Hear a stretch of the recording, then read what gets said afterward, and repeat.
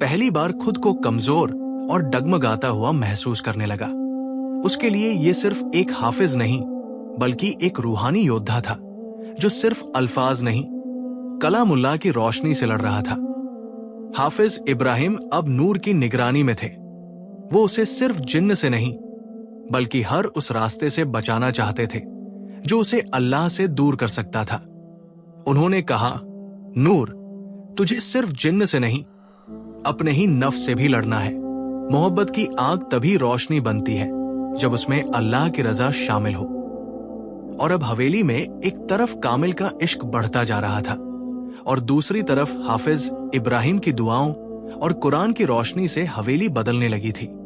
हवेली के अंदर जिन्न और इंसान के बीच एक खामोश जंग चल रही थी। पर उस हवेली से दूर गांव की कच्ची झोपड़ी में एक औरत, एक मां, अपने रब के सामने झुकी हुई थी। फातिमा बीवी, नूर की मां, अब भी बिस्तर पर थी, पर उनकी रूह हर रोज तड़प रही थी। बेटी की इज्जत, उसके ईमान और उसकी अकेली जिंदगी की चिंता उनके दिल को जला रही थी। नूर के जाने के बाद उन्होंने खाना कम कर दिया था, पर सजदे ज्यादा। हर रात वो अल्लाह से रो रो कर कहती, या रब्बी, तू जानता है मेरी बेटी कैसी है। वो तेरी राह पर है, तेरी किताब से मोहब्बत करती है और मैंने उसे तुझी पर छोड़ा है।